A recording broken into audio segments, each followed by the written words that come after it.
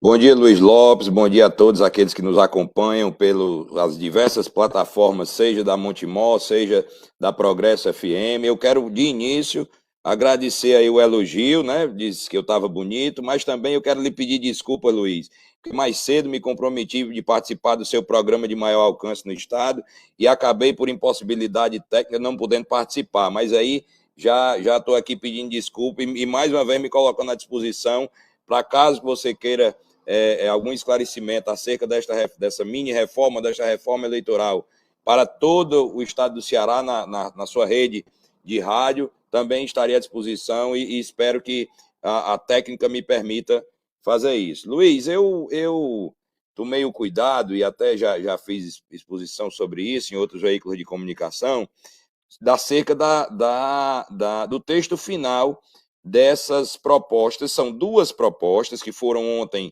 aprovadas, antes de ontem e ontem, aprovadas na Câmara dos Deputados. A primeira delas, o primeiro projeto, ele trata de alterações de diversos artigos de 3 leis ordinárias que são muito importantes e que regulamentam as eleições.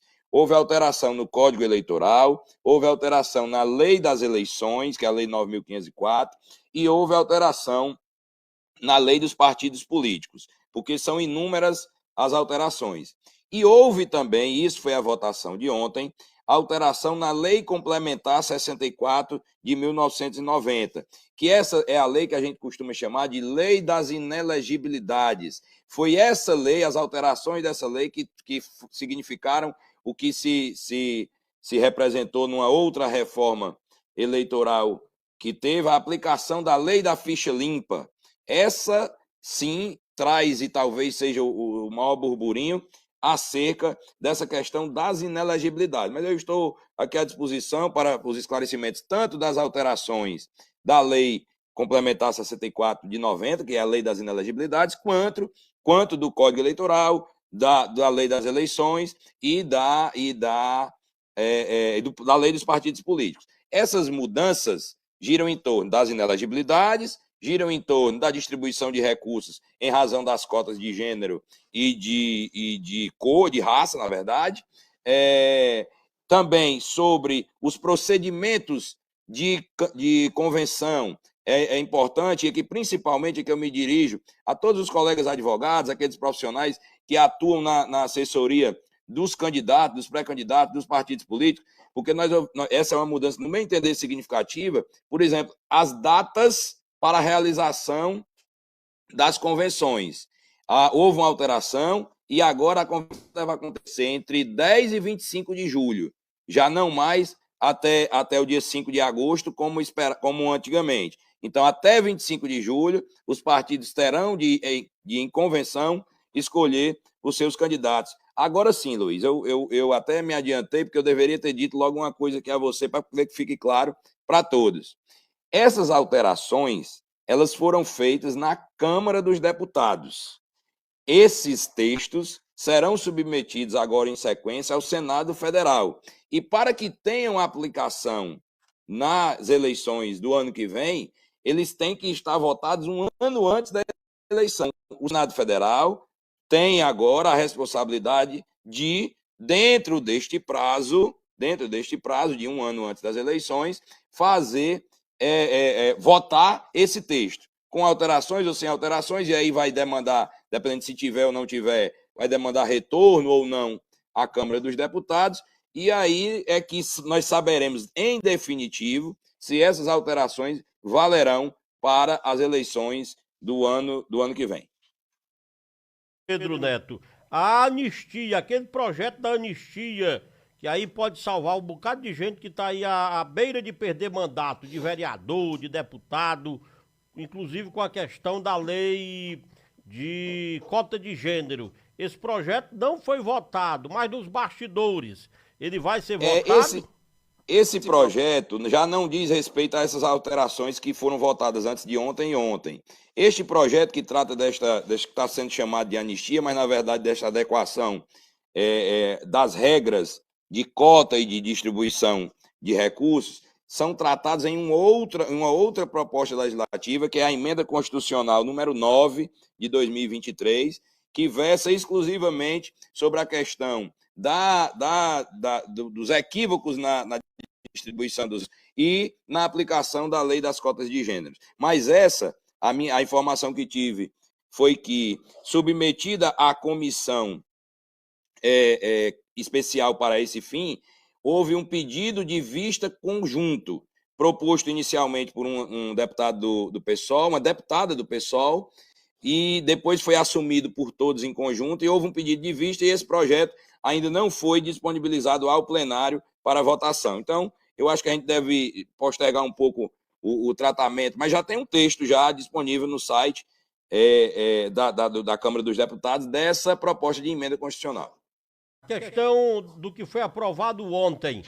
Eu queria que o senhor me falasse com relação à possibilidade dele ser votado no Senado e ser aprovado. Eu lhe pergunto porque eu sei que o senhor é um homem influente no mundo jurídico e também no mundo político. O senhor conversa com deputados, com políticos de A a Z, de direita, esquerda e centro. Então, pelo que o senhor tem conversado, o senhor acredita que essa mudança de ontem na Câmara, ela vai ser votada a tempo de vigorar na eleição do ano que vem e vai ser aprovada como foi aprovada na Câmara? Luiz, eu tive a coincidência, a sorte de estar em Brasília nas últimas semanas. Eu estive naquela semana curta do dia 4, 5, 6 de setembro e na semana anterior, e eu pude ver ali, de algum modo, entre os deputados, a movimentação para a aprovação desses projetos de ontem. E eu via que o clima era esse mesmo, de aprovação, porque havia, inclusive, formalmente, o projeto de alteração do Código Eleitoral, da Lei das Eleições e da Lei dos Partidos Políticos, ele é subscrito por um dos deputados que subscreve, é o cearense Domingos Neto. Então, essas alterações são também ideia dele e de outros tantos deputados que lá subscreveram. Cearense, apenas ele. Mas ela foi um fruto de entendimento, quando encaminhado para o projeto, das lideranças de todos os partidos. Participou da reunião que encaminhou a liderança do PDT, que tem o deputado André Figueiredo, participou a liderança do PL, que é o deputado Carlos Jordi, não é cearense, mas é o deputado Carlos Jordi, participou o deputado Guimarães, que é cearense e é o líder do governo.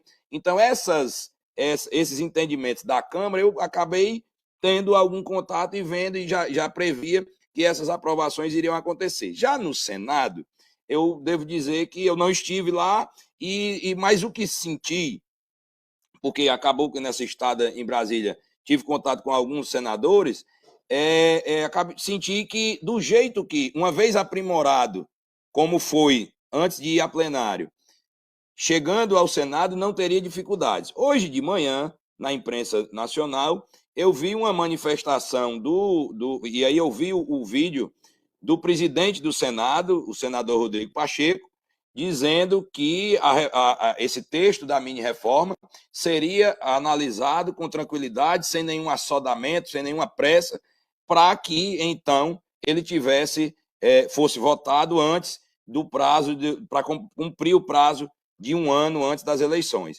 Eu, sinceramente, se for só opinião a gente a gente tem consequências, mas eu acho que não vai ter consequência alguma. É minha opinião, eu acho que o texto será analisado. Se vai ter alguma modificação, se vai ser votado no Senado da forma como chegou da Câmara, eu já não posso dizer. Mas que ele será analisado antes de um ano, porque senão perde o sentido até desse esforço que foi feito pelos deputados.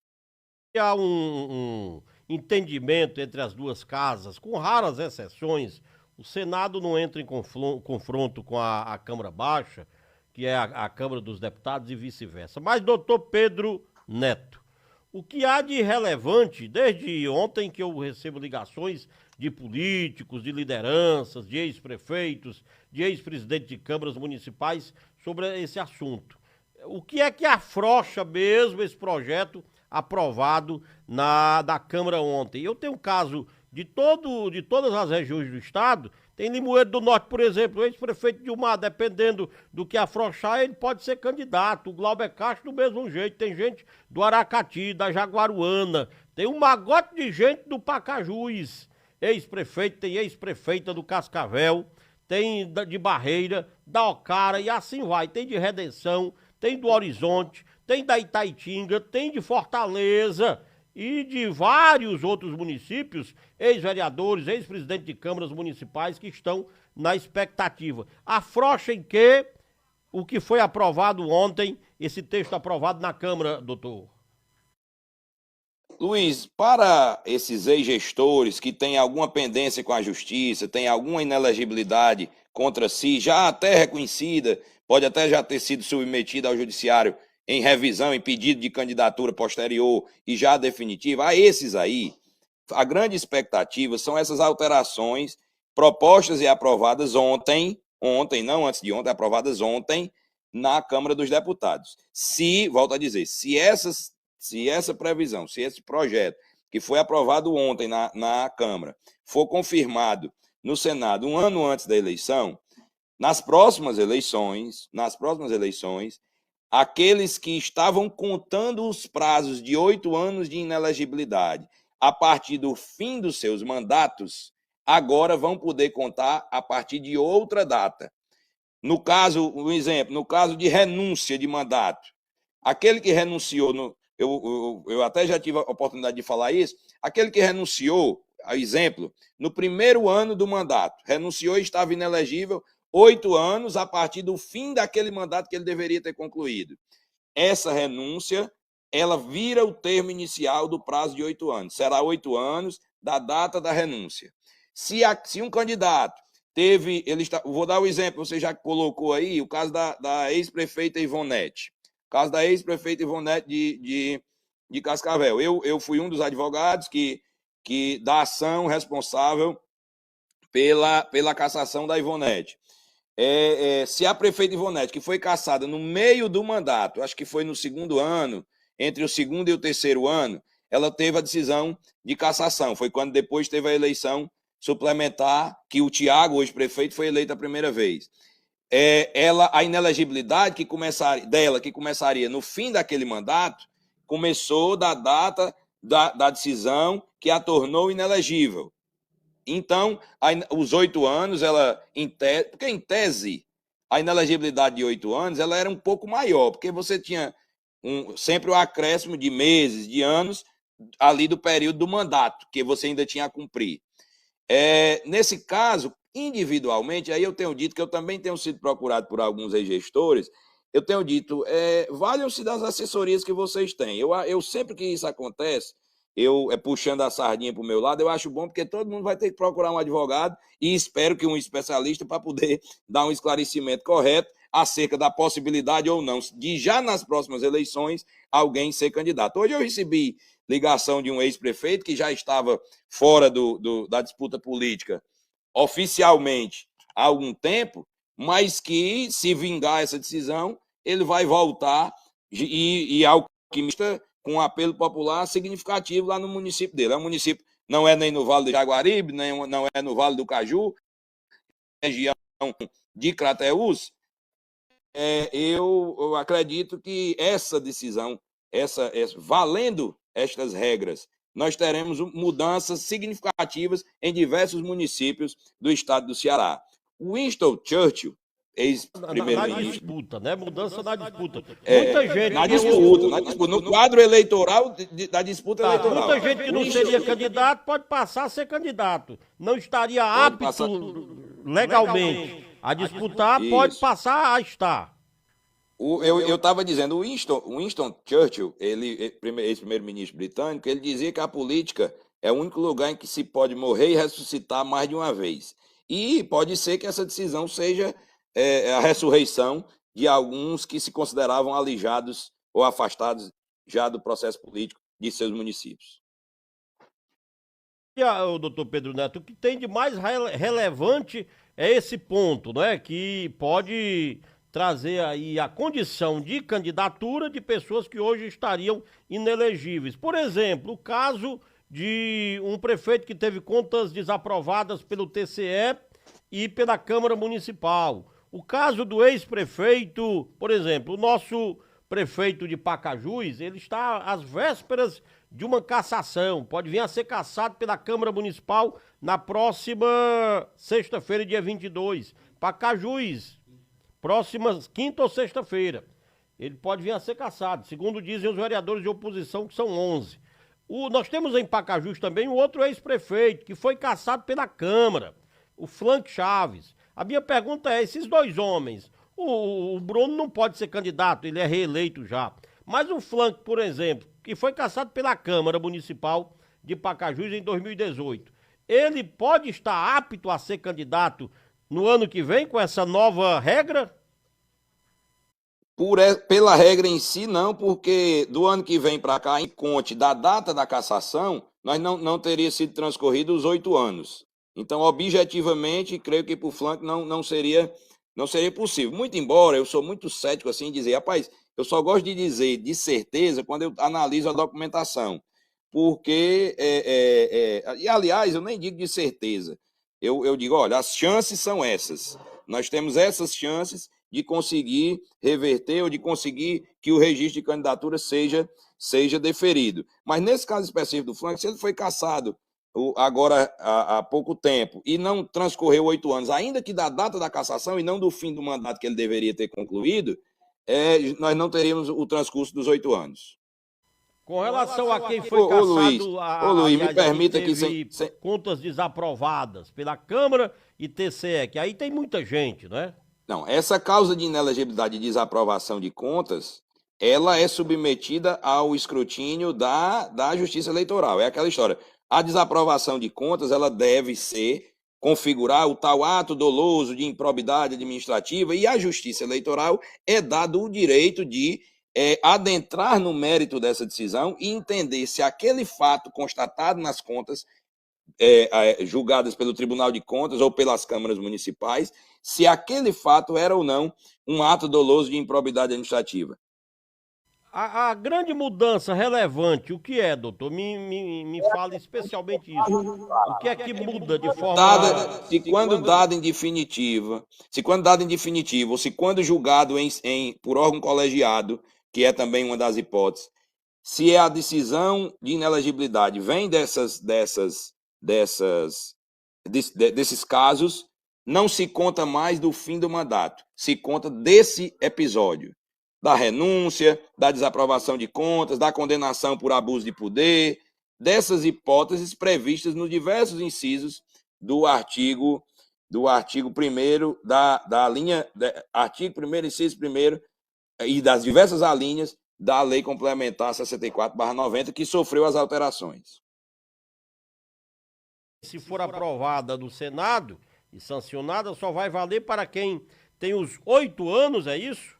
Isso, porque havia a previsão de 8 anos e agora é a data de início dessa contagem. A data da contagem a partir de quando? Dos 8 anos? Antes era do fim do mandato, via de regra, era do fim do mandato. Agora, do evento em que se deu, entendeu? Da cassação, da renúncia. É isso que a leitura dos artigos, ela é bem clara, seja na redação anterior, seja agora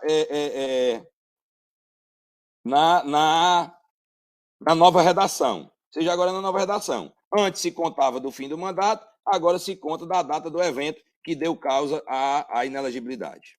Doutor Pedro, com relação à questão da cota de gênero, tem algo que é que tem aí de mudança? Ou nada? As cotas de gênero, as mudanças que já são no projeto original de alteração da lei eleitoral, do Código Eleitoral e da lei dos partidos políticos, essas mudanças são uma espécie de adequação às decisões judiciais que já foram proferidas ao longo do tempo. Porque os partidos relatam, e talvez seja isso que os fez unirem-se nessa mudança da legislação, relatam as dificuldades impostas pela lei acerca dessa forma de distribuição, da garantia dos percentuais, seja da indicação das candidaturas, seja da distribuição dos recursos do Fundo Especial de Campanha Eleitoral ou do Fundo Eleitoral. Haviam regras que estabeleciam distribuições mínimas de recursos. Os partidos disseram ter tido dificuldade para cumprir essas regras de percentual de distribuição. E aí, portanto, eles estão afrouxando essas regras para que na próxima eleição eles possam, então, cumprir essa distribuição. Para que 30% do que entrar de recursos vá para as candidaturas da cota no caso feminina, mas da cota diversa, porque também é uma coisa que precisa ficar muito clara e é difícil de se explicar. A lei, ela não tem lá, você tem que ter 30% de mulheres. Ela diz que você tem que ter 30%, a diversidade de gêneros, masculino e feminino, tem que ser 30-70. No mínimo, essa proporção 30-70. O que, como a maioria dos casos, nós temos menos mulheres do que homens, gerou esta responsabilidade de entrou um determinado recurso do fundo eleitoral, do fundo especial de campanha eleitoral. Esse recurso também, esse percentual da cota, deve ser o parâmetro para a distribuição desses recursos entre as candidaturas. E aí as regras são muitas regras de comprovação dessas despesas. Há um sem número de alterações que precisam ser analisados caso a caso. Eu pensei aqui algumas coisas que eu reputo importantes, tanto para aquelas pessoas que trabalham com os candidatos, no caso os advogados, os contadores. Há uma regra de alteração que tornou esse dinheiro impenhorável nas contas dos partidos. Aí você diz, doutor, o que é que você acha que aconteceu? Todos nós sabemos que, recentemente, o Tribunal Superior Eleitoral determinou a penhora dos valores dos fundos partidários, do fundo eleitoral, de partidos que haviam sido multados nas eleições. E agora eles estão tornando impenhoráveis. Não pode haver penhora desses recursos. Há também a questão das datas, que eu até frisei aqui, que antes as convenções eleitorais deveriam acontecer entre 20 de julho e 5 de agosto. Essas convenções agora devem acontecer entre 10 de agosto e 25 10 de julho e 25 de julho. Eles vão ter esses 15 dias para realizar as convenções. O pedido das candidaturas, que deveria ser feito até o dia 5 de agosto, agora até o dia 31 de julho, apenas 5 dias depois do fim desse prazo das convenções. Os julgamentos dos pedidos de registro têm de estar julgados, os pedidos de registro, na via ordinária, seja no juiz, seja no TRE, tem que estar julgado até 5 dias antes das eleições. As vias extraordinárias, não. E aqui chama a atenção para os advogados. Antes, o cidadão pedia o registro de candidatura, não tinha uma liminar que suspendia uma desaprovação de contas.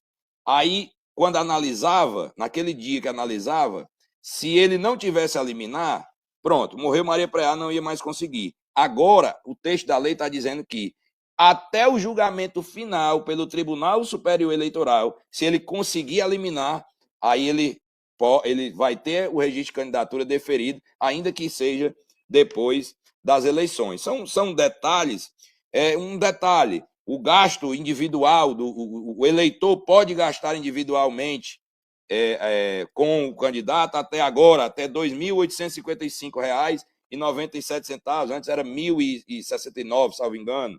As doações por Pix, que agora podem ser feitas, as doações podem ser feitas por Pix, e inclusive com o privilégio do candidato nem sequer ser obrigado, em algumas hipóteses, a dizer a origem desse Pix. Ele não precisa colocar na prestação de contas se isso vai ou não, como isso vai ou não repercutir nas análises das contas, nós não sabemos.